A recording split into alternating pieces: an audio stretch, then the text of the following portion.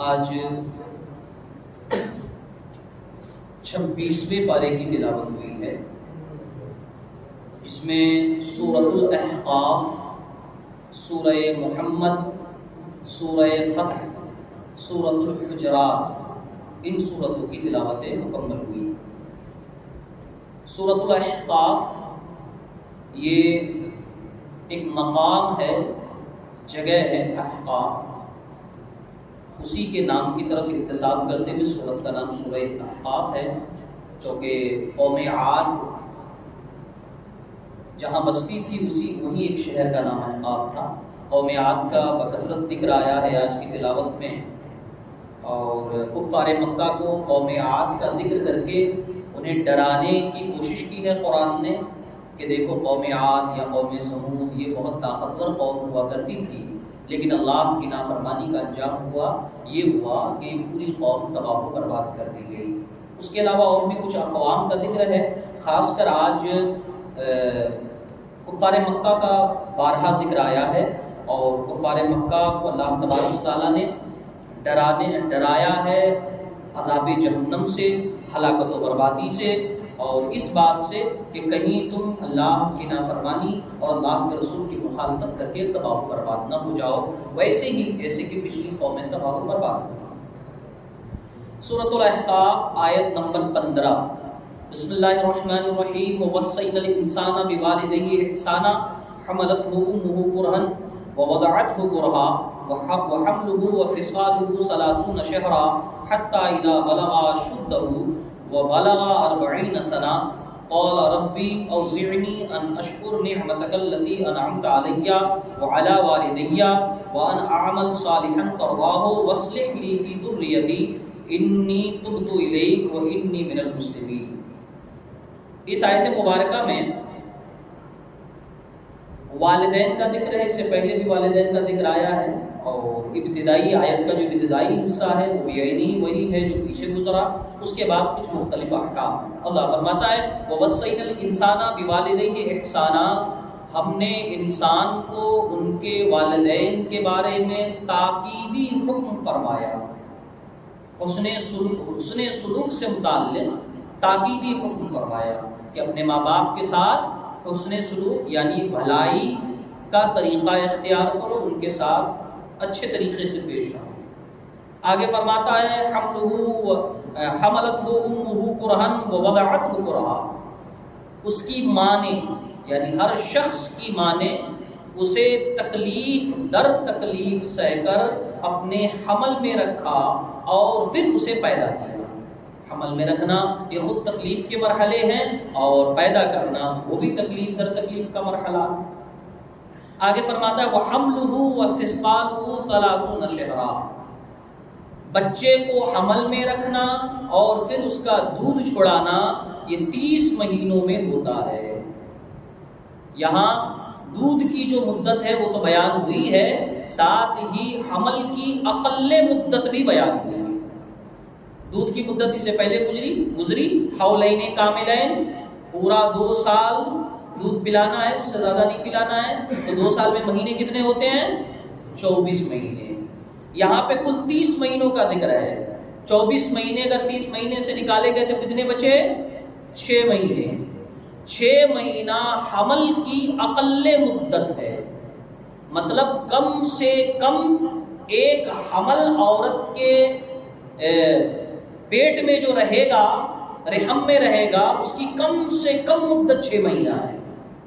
6 مہینے کے بعد بچہ پیدا ہو سکتا ہے، تو 6 مہینہ پورا کر کے اگر کسی عورت کا بچہ پیدا ہوا تو وہ بچہ اس کے شوہر کا مانا جائے گا شرعاً۔ آج تحقیقیں ہو رہی ہیں، نئی ریسرچ ہو رہی ہے، میڈیکل سائنس کے نئے انکشافات سامنے آ رہے ہیں، تو یہ پتہ چل رہا ہے کہ 6 مہینے 7 مہینے میں بچہ پیدا ہو سکتا ہے۔ 6 مہینے سے پہلے بچہ پیدا نہیں ہوگا، اس 6 مہینے سے پہلے اگر کچھ ہوگا تو بچہ گر جائے گا۔ بچے کے حمل میں رہنے کی کم سے کم میعاد 6 مہینہ، 6 مہینے کے بعد 6 مہینہ، 6.5 مہینہ، 7 مہینہ، 7.5 مہینہ، 7-8 مہینے میں تو بچے پھر بھی ہو ہی جاتے ہیں، 6 مہینے کے واقعات کم ہیں۔ اللہ فرماتا ہے کہ کم سے کم 6 مہینے میں ایک بچہ پیدا ہو سکتا ہے۔ تو اگر 6 مہینے میں کہیں بھی بچہ پیدا ہو، آج کل تو ماحول ہے نا، عورتوں کی جانی دشمن ہوتی، سب سے پہلے عورتیں، ارے 6 مہینے میں بچہ پیدا ہوا، کچھ تو گڑبڑ ہے۔ یہ پہلا مسئلہ آتا ہے۔ قرآن کہتا ہے کہ اگر 6 مہینے میں بچہ پیدا ہوا ہے کوئی گڑبڑ نہیں ہے، وہ اسی مرد کا بچہ ہے۔ اللہ فرماتا ہے حملہ و فصالہ 30 شہرا، بچے کو حمل میں رکھنا اور دودھ سے چھڑانا یہ پورا 30 مہینے میں ہو سکتا ہے۔ 24 مہینہ دودھ کا اور 6 مہینہ حمل کا۔ حتی اذا بلغ اشدہ وبلغ 40 سنہ، حتیٰ کہ جب بچہ بڑا ہو کر اپنی اچھی قوت کو پہنچتا ہے، 40 سال کا ہو جاتا ہے۔ 40 سال انسان کے لیے زندگی کا زندگی کی ایک منزل پا لینا آپ کہہ سکتے ہیں۔ جب آدمی 40 سال کا ہو گیا تو اس کی عقل پختہ ہو گئی، 40 سال کا ہو گیا، سوچ سمجھ سب کچھ پرفیکٹ ہو جاتی ہے۔ اس کے بعد بھی اگر کوئی بیوقوف رہ گیا تو سمجھیے آگے عقل نہیں آتی اسے، اس کے یہاں ہی کچھ گڑبڑی ہے۔ 40 سال آخری وقت ہے انسان کے کامل ہو جانے کے لیے، اس کی عقل، اس کی دماغ، سوچ، فکر وغیرہ وغیرہ جتنی چیزیں ہو سکتی ہے ایک انسان میں۔ 40 سال سے پہلے انسان میں بڑھوتری ہوتی رہتی ہے، دماغ بڑھتا ہے، عقل بڑھتی ہے، بدن میں طاقت آتی ہے۔ میڈیکل سائنس کا بھی کہنا ہے نا 35-40 سال کے بعد ہڈیاں میں کیلشیم، اس کے بعد آپ جتنا بھی کچھ کھا لو ہڈیوں میں فائدہ نہیں ہونا ہے، اب ہڈیوں کا نقصان ہونا ہے 40 سال کے بعد۔ تو اللہ فرماتا ہے جسم، عقل، دل، دماغ یہ سب 40 سال کی عمر میں پختہ ہو جاتے ہیں۔ تو آدمی کہتا ہے، جب آدمی سمجھدار ہو جاتا ہے، 40 سال کا ہو جاتا ہے، تو کیا کہتا ہے؟ قال ربی اوزعنی ان اشکر نعمتک التی انعمت علی وعلی والدی، اے اللہ مجھے توفیق عطا کر کہ تو نے جو مجھے نعمتیں دی ہیں میں اس کا شکریہ ادا کروں، اور جو تو نے احسانات میرے والدین پہ کیے ہیں اس کا بھی شکر گزار کروں۔ وَأَنْ أَعْمَلْ صَالِحًا تَرْضَاهُ، اور میں ایسے نیک اعمال کروں جو تجھے پسند ہو۔ وَأَصْلِحْ لِي فِي ذُرِّيَّتِي، اور اے اللہ میری اولاد کو بھی خیر و صلاح عطا فرما، انہیں بھی نیک بنا۔ انی تبت الیک وانی من المسلمین، اے اللہ میں نے تیری بارگاہ میں توبہ کی، تیری طرف لوٹا اور میں تیرے فرمانبردار بندوں میں ہوں۔ تو اللہ تبارک و تعالیٰ نے یہ چیزیں بیان فرمائی ہیں۔ اس کے بعد سورۃ الاحقاف آیت نمبر 29، اس میں اللہ تبارک و تعالیٰ نے جنوں کا واقعہ بیان کیا ہے۔ جس طرح ہم انسان مسلمان ہوئے، جن بھی مسلمان ہوئے حضور کی بارگاہ میں آ کر، اور یہاں پہ جنوں کا واقعہ ذکر کیا ہے کفار مکہ کو عار دلاتے ہوئے کہ تم عرب، رسول اکرم عرب، تمہاری ان کی زبانیں، تم سب انسان، پھر بھی تم کو ان کی بات سمجھ میں نہیں آتی۔ یہ دیکھو جنات آتے ہیں، قرآن سنتے ہیں، مسلمان ہو جاتے ہیں۔ تو اللہ فرماتا ہے وَإِذْ صَرَفْنَا إِلَيْكَ نَفْرًا مِنَ الْجِنِّ، اور اے حبیب یاد کیجئے جب ہم نے آپ کی طرف جنوں کی ایک جماعت کو بھیجا، انہیں موڑ دیا آپ کی جانب، یستمعون القرآن، جو آپ کی بارگاہ میں پہنچ کر غور سے قرآن سنتے تھے۔ فلما حضروہ، جب وہ آپ کے پاس پہنچے، قالو، آپس میں بولے، انصتوا، خاموش ہو جاؤ، سنو حضور کیا تلاوت کرتے ہیں۔ فلما قضیا، جب تلاوت مکمل ہو گئی، انہوں نے تلاوت سن لی، ولوا الی قومہم منذرین، تو اپنی قوم کی طرف پلٹے انہیں ڈر سناتے ہوئے، مطلب اللہ کے عذاب کا ڈر سنایا۔ انہوں نے دعوت و تبلیغ کا کام شروع کیا ان جنوں نے۔ کیسے؟ قالوا یا قومنا انا سمعنا کتابا انزل من بعد موسیٰ مصدقا لما بین یدیہ یہدی الی الحق والی صراط مستقیم۔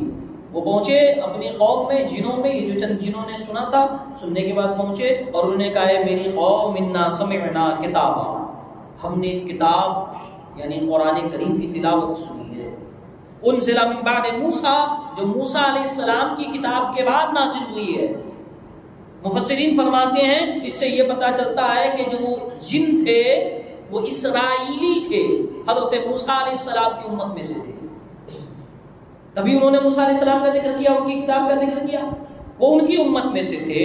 مصدقا لما بین یدیہ، ایسی کتاب ہے جو اپنی اگلی پچھلی کتابوں کی تصدیق کرتی ہے. یعنی یہ قرآن ایسی کتاب ہے جو اللہ کے بارے میں بتاتی ہے، اپنے نبی کے بارے میں بتاتی ہے، اور یہ بھی بتاتی ہے کہ پیچھے جو اللہ نے کتابیں اتاری حضرت موسیٰ پر، حضرت عیسیٰ پر، ان کتابوں کو بھی سچی مانتی ہے یہ کتاب. یہدی الی الحق والی صراط المستقیم والی طریق مستقیم، اور یہ کتاب حق کی طرف ہدایت کرتی ہے اور سیدھی راہ کی طرف ہدایت کرتی ہے. یا قومنا اجیبوا داعی اللہ وآمنوا بہ یغفر لکم من ذنوبکم ویجرکم من عذاب الیم. تو جنہوں نے کہا یا قومنا اجیبوا داعی اللہ، اے میری قوم اللہ کی طرف بلانے والے کی دعوت قبول کرو، یعنی ایمان لاؤ. آگے کہتے وآمنوا بہ، ان پر ایمان لاؤ. یغفر لکم من ذنوبکم، اللہ تمہارے گناہ معاف کرے گا.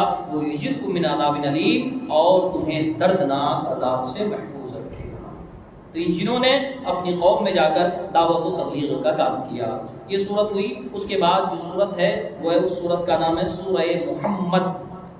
آقا کائنات صلی اللہ تعالیٰ علیہ وسلم کے نام پر یہ صورت ہے، اور اس میں حضور کا نام صریح طور پر ذکر ہوا ہے، اور اسی کی مناسبت سے اس صورت کا نام حضور صلی اللہ علیہ وسلم کے نام پر رکھا گیا ہے. اس میں اللہ تبارک و تعالیٰ نے جنت کا ذکر فرمایا ہے، جنت کی نعمتوں کا ذکر فرمایا ہے، اپنے حبیب کا ذکر فرمایا ہے. کفار مکہ کو ترغیب دلائی ہے کہ وہ ایمان لائیں اور مسلمان ہو جائیں، اور مدینے والوں سے بھی خطاب ہے اس آیت مبارکہ میں. اس صورت میں جنت کا ذکر کرتے ہوئے اللہ فرماتا ہے مثل الجنت التی وعد المتقون، اس جنت کی مثال جس کا وعدہ متقی لوگوں سے کیا گیا ہے. فیہا انہار من ماء غیر آسن، جس میں نہریں ہیں ان پانیوں کی جو پانی کبھی گدلا نہیں ہوتا، گندا نہیں ہوتا، پرانا نہیں ہوتا، بدبودار نہیں ہوتا. اس کی نہریں ہیں. وَأَنْهَارٌ مِّن لَبَنٍ لَمْ يَتَغَيَّرْ طَعْمُهُ، اور اس جنت میں نہریں ہیں دودھ کی، ایسے دودھ کی جن کا مزہ کبھی بدلتا نہیں ہے. ہم 2-4 دن دودھ رکھے تو خراب ہو جائے گا، لیکن نہر میں، وہ جنت میں دودھ کی نہریں بہتی ہیں، اور کب تک بہیں گی اللہ جانتا ہے، لیکن اس دودھ میں کوئی تبدیلی نہیں آنی، نہ اس کا رنگ بدلے گا، نہ مزہ بدلے گا، نہ ذائقہ بدلے گا، نہ اس میں کوئی خرابی آئے گی، نہ کسی طرح کی بدبو پیدا ہو. وَأَنْهَارٌ مِّنْ خَمْرٍ لَذَّةٍ لِلشَّارِبِينَ، اس جنت میں شراب کی نہریں بھی بہتی ہے جو پینے والوں کے لیے ذائقہ دار ہے. اور اس سے پہلی آیت میں گزرا ہے کہ شراب سے، کیسی شراب جنت میں ہوگی. اللہ نے فرمایا کہ اس شراب سے نشہ نہیں آئے گا، سر نہیں چکرائے گا. وہ شراب ہے شرابن طہورا، پاک شراب، ایسی شراب جس کا ذائقہ ہم آج تصور میں بھی نہیں لا سکتے. اللہ ہی بہتر جانتا ہے. قرآن میں بارہا اس شراب کی تعریف آ گئی. وَأَنْهَارٌ مِّنْ عَسَلٍ مُّصَفًّى، اور اس جنت میں نہریں ہیں صاف و شفاف شہد کی، دودھ کی نہر، پانی کی نہر، شراب کی نہر، شہد کی نہر. جو پینا ہے اٹھاتے جاؤ، پیتے جاؤ. وَلَهُمْ فِيهَا مِنْ كُلِّ الثَّمَرَاتِ وَمَغْفِرَةٌ مِّن رَّبِّهِمْ، اور جنتیوں کے لیے جنت میں ہر طرح کا پھل، جو دنیا میں ہے وہ بھی، جو دنیا میں نہیں ہے وہ بھی، جو چاہو صرف سوچو سامنے آ جائے. ہر طرح کا پھل اللہ فرماتا ہے. وَمَغْفِرَةٌ مِّن رَّبِّهِمْ، اور مغفرت ہے ان کے رب کی طرف سے. یعنی اللہ تعالیٰ جنہیں جنت میں رکھے گا ان کے تمام گناہ اپنے کرم سے معاف فرما دے گا. کمن ہوا خالد فی النار وسقوا ماء حمیما فقطع اعماق. اللہ فرماتا ہے تو وہ جو اس جنت میں ہوں گے، کیا یہ ان کی طرح ہیں جو ہمیشہ جہنم میں رہیں گے؟ بالکل نہیں. جو ہمیشہ جہنم میں رہیں گے وسقوا ماء حمیما، گرم کھولتا ہوا پانی انہیں پلایا جائے گا. جنتیوں کو شراب کی نہر، دودھ کی نہر، شہد کی نہر، پانی کی نہر، اور انہیں کیا؟ کھولتا ہوا پانی. کیسا ہوگا؟ فقطع معهم، یہ پانی پیٹ میں جاتے ہی ان کی آنتوں کے ٹکڑے ٹکڑے کر دے گا، اتنا گرم پانی ہوگا۔ اللہ فرماتا ہے یہ اور وہ برابر نہیں ہے، جنتی اللہ کی طرف سے عزت کی زندگی میں ہوں گے اور جہنمی ذلت و خواری کی زندگی گزار رہے ہوں گے۔ اس کے بعد سورہ فتح ہے، سورۃ الفتح۔ اللہ فرماتا ہے بسم اللہ الرحمن الرحیم انا فتحنا لک فتحا مبینا، بے شک ہم نے آپ کو روشن فتح عطا فرمائی، لیغفر لک اللہ ما تقدم من ذنبک وما تأخر، تاکہ اللہ آپ کے صدقے اگلے پچھلوں کے گناہ معاف کرے، ویتم نعمتہ علیک، اور اپنی نعمتیں آپ کے اوپر مکمل کرے، ویہدیک صراطا مستقیما، اور آپ کو سیدھی راہ چلائے۔ یہ اللہ نے فرمایا انا فتحنا لک فتحا مبینا، فتح مبین سے مراد کیا ہے؟ اکثر مفسرین کی رائے ہے کہ یہاں یہ اس سے صلح حدیبیہ مراد ہے۔ اصل مسئلہ کیا ہوا تھا؟ آج 20 رمضان گزرا، فتح مکہ کا دن تھا، اور یہ آیت بھی فتح مکہ کے بارے میں ہے۔ تو آقا کائنات صلی اللہ تعالیٰ علیہ وسلم نے خواب دیکھا تھا، تقریباً 6 ہجری کی بات ہے، آپ نے خواب دیکھا جس کا ذکر آگے اللہ تبارک و تعالیٰ نے فرمایا ہے۔ تو آپ نے خواب دیکھا کہ آپ عمرہ کے لیے گئے، آپ نے طواف کیا، اپنے سر منڈائے، تو صبح آپ بیدار ہوئے تو آپ نے صحابہ کو اپنا خواب بتایا، اور تقریباً 1400 صحابہ کرام کے ساتھ عمرہ کے ارادے سے نکلے۔ مقام حدیبیہ، حدیبیہ ایک جگہ ہے، مقام حدیبیہ میں جب پہنچے تو کفار مکہ نے روک دیا، چونکہ یہ پہلا موقع تھا جب آپ مکے سے مدینہ آنے کے بعد مدینہ سے مکہ جا رہے ہیں، انہوں نے روک دیا کہ نہیں ہم آپ کو عمرہ نہیں کرنے دیں گے، ہم آپ کو طواف نہیں کرنے دیں۔ بہت معاملات ہوئے، کئی دن وہاں قیام ہوا اور بہت ساری چیزیں درپیش ہوئی۔ المختصر آقا کائنات صلی اللہ علیہ وسلم نے اس وقت صحابہ کرام سے بیعت لی تھی، اسے بیعت رضوان کہتے ہیں، اس کا ذکر بھی اس صورت میں ہے۔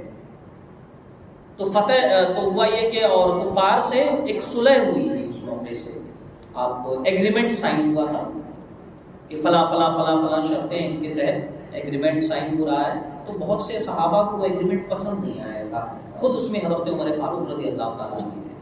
پسند اس لیے وہ ایگریمنٹ نہیں آیا تھا کہ ظاہری طور پر اس میں مسلمانوں کو جھکا دیا گیا تھا، مسلمانوں پہ کچھ شرطیں لاد دی گئی تھی ظاہری طور پر۔ اللہ تبارک و تعالیٰ نے یہ آیت نازل فرمایا کہ یہ جو ایگریمنٹ ہے یہ فتح مبین ہے، اس طریقے پہ فتح مبین ہے کہ یہی ایگریمنٹ آگے چل کے فتح مکہ کا سبب بنا، یہی ایگریمنٹ آگے چل کے فتح مکہ کا سبب بنا، اور پھر حضور صلی اللہ علیہ وسلم صحابہ کرام کے ساتھ مکہ مکرمہ گئے، کوئی خون خرابہ نہیں ہوا اور مکہ آپ کے قبضے میں آ گیا۔ تو اللہ اسی کو ذکر کرتے ہوئے فرماتا ہے انا فتحنا لک فتحا مبینا، بے شک ہم نے آپ کو فتح مبین عطا فرمایا۔ اور فتح مبین کیا ہے؟ وہی اسی کی طرف اشارہ ہے کہ مفسرین فرماتے ہیں اس سے مراد فتح مکہ ہے۔ تو اس میں کئی چیزیں اللہ تبارک و تعالیٰ نے ذکر فرمائی ہے۔ صلح حدیبیہ جو میں نے بتایا کہ بیعت رضوان جو ہوئی، صحابہ کرام نے حضور کے ہاتھ پر بیعت کی تھی، اس کا ذکر کرتے ہوئے اللہ فرماتا لقد رضی اللہ عن المؤمنین اذ یبایعونک تحت الشجرۃ فعلم ما فی قلوبہم فانزل السکینۃ علیہم واصابہم فتحا قریبا۔ اللہ فرماتا ہے اللہ راضی ہے ان مومنوں سے جنہوں نے آپ کے ہاتھ پر بیعت کی درخت کے نیچے بیٹھ کر۔ فعلم ما فی قلوبہم، اللہ تعالیٰ ان کے دلوں سے باخبر ہے۔ فانزل السکینۃ علیہم، تو اللہ نے ان پر تسلی نازل کی۔ یعنی کچھ لوگوں کو جو بے چینی ہو رہی تھی کہ یہ جو ایگریمنٹ ہوا ہے اس سے ہمارا نقصان ہے، یہ ہے وہ ہے، تو اللہ تعالیٰ نے ان کے دل پر سکینہ یعنی تسلی نازل کی، اور وہ سب کے سب اس کے بعد مطمئن ہو گئے کہ نہیں اللہ تبارک و تعالیٰ کے نبی صلی اللہ علیہ وسلم نے جو فیصلہ کیا ہے وہ درست ہے۔ اس کے بعد اللہ تبارک و تعالیٰ نے آقا کائنات صلی اللہ علیہ وسلم کا خواب بیان کیا، جو میں نے پہلے بتایا کہ حضور نے خواب دیکھا تھا. اللہ فرماتا لقد صدق اللہ رسولہ الرؤیا بالحق، بے شک اللہ نے سچ کر دیا اس کے رسول کے خواب کو، جو انہوں نے خواب دیکھا تھا بعد میں یہ خواب سچ ہو گیا. لَتَدْخُلَنَّ الْمَسْجِدَ الْحَرَامَ إِنْ شَاءَ اللَّهُ آمِنِينَ، اگر اللہ نے چاہا تو ضرور آپ مسجد حرام میں امن و امان کے ساتھ داخل ہوں. اور یہی ہوا. اس کے بعد فتح مکہ کا واقعہ درپیش ہوا اور اللہ تبارک و تعالیٰ نے مکے کی فتح نصیب فرمائی. اس کے بعد سورۃ الحجرات ہے، سورت کی شروعات ہے. اللہ فرماتا ہے بسم اللہ الرحمن الرحیم یا ایھا الذین آمنوا لا تقدموا بین یدی اللہ ورسولہ واتقوا اللہ ان اللہ سمیع علیم. اے ایمان والو اللہ سے ڈرو، اے ایمان والو اللہ اس کے رسول سے آگے نہ بڑھو، اللہ سے ڈرو، بے شک اللہ سننے والا اور جاننے والا ہے. یہ دراصل اس کے بارے میں تفسیر شان نزول یہ ہے کہ ایک مرتبہ بقرعید کے موقع سے، عید الاضحیٰ کے موقع سے کچھ صحابہ نے حضور کی قربانی سے پہلے اپنی قربانی کر دی تھی، تو یہ آیت نازل فرمایا گیا کہ اللہ کے رسول سے آگے نہ بڑھو. تو اللہ فرماتا ہے صرف رسول سے نہیں، وہ مجھ سے بھی آگے بڑھ رہا ہے. اللہ فرماتا ہے اے ایمان والو اللہ اس کے رسول سے آگے نہ بڑھو.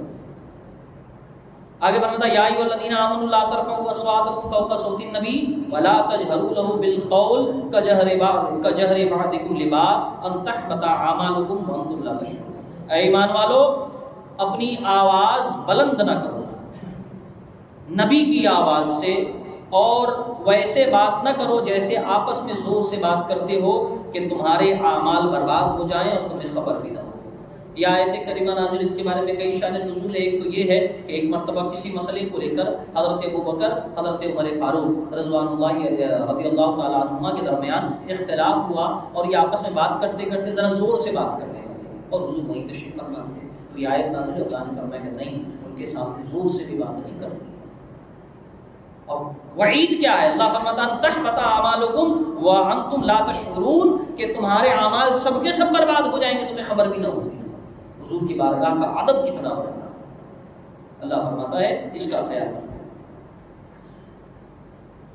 اس کے بعد آگے اللہ فرماتا ہے ان الذین یغضون اصواتهم عند رسول اللہ اولئک الذین امتحن اللہ قلوبهم للتقوی لهم مغفرۃ واجر عظیم. بے شک وہ جو اپنی آواز رسول اللہ کی بارگاہ میں دھیمی رکھتے ہیں، آہستہ بات کرتے ہیں، ادب کا پورا خیال رکھتے ہیں، کسی بھی حال میں زور سے بات نہیں کرتے. اللہ فرماتا ہے اولئک الذین امتحن اللہ قلوبهم للتقوی، یہ وہ لوگ ہیں اللہ نے جن کے دلوں کو پرہیزگاری کے لیے چن لیا ہے. لہم مغفرۃ واجر عظیم، ان کے لیے مغفرت ہے اور بڑا اجر ہے. اس سورت کا نام سورۃ الحجرات ہے. حجرات یہ حجرتن کی جمع ہے جس کے معنی ہے کمرہ، گھر، روم. اور اگلی آیت اسی سے متعلق اللہ فرماتا ہے ان الذین ینادونک من وراء الحجرات اکثرهم لا یعقلون ولو انہم صبروا حتی تخرج الیہم لکان خیرا لہم واللہ غفور رحیم. دراصل مسئلہ یہ ہوا کہ کچھ لوگ مدینے سے باہر آئے تھے حضور سے ملنے کے لیے، باہر سے آئے تھے حضور سے ملنے کے لیے. جب پہنچے تو معلوم ہوا کہ حضور ظہر کے بعد قیلولہ کر رہے ہیں، آرام فرما رہے ہیں. باہر کے لوگ تھے، انہیں آداب نہیں پتا تھا، ابتدائی اسلام کا زمانہ تھا، تو انہوں نے باہر سے حضور کو آواز دی کہ ہم ملنے آئے ہیں آپ سے، دور سے ملنے آئے ہیں. تو یہ آیت نازل اللہ فرماتا ہے ان الذین ینادونک من وراء الحجرات اکثرهم لا یعقلون، کہ وہ لوگ جو آپ کو آپ کے حجرے کے باہر سے آواز دیتے ہیں ان میں سے اکثر لوگوں کو عقل نہیں ہے. اور حضور کو آپ کے حجرے کے باہر سے آواز دینا حرام ہے. اللہ فرماتا ہے ان میں سے اکثر کو عقل نہیں. ولو انہم صبروا، اگر انہوں نے صبر کیا ہوتا، رکے رہتے، آپ کا انتظار کرتے کہ آپ آرام فرمانے کے بعد باہر آتے، حتی تخرج الیہم، حتی کہ آپ اپنے حجرے سے باہر آتے، لکان خیرا لہم، تو یہ ان کے لیے بہتر تھا. یہ بہتر تھا. وہ اپنے کمرے کے، وہ آپ کے کمرے کے باہر سے آپ کو آواز نہیں دے سکتے، یہ حق نہیں پہنچتا. اللہ ہمیں آداب سکھاتا ہے حضور کی بارگاہ میں. اور کچھ بیوقوف پڑے ہیں تو حضور تو ہماری طرح تھے. دیکھیں واللہ غفور رحیم، اور اللہ بخشنے والا، رحم فرمانے والا. تو اس طرح کی بہت سی آیتیں ہیں جس میں اللہ تبارک و تعالیٰ نے بہت سے احکام بیان فرمائے ہیں. انشاءاللہ اگلی تفسیر کریں.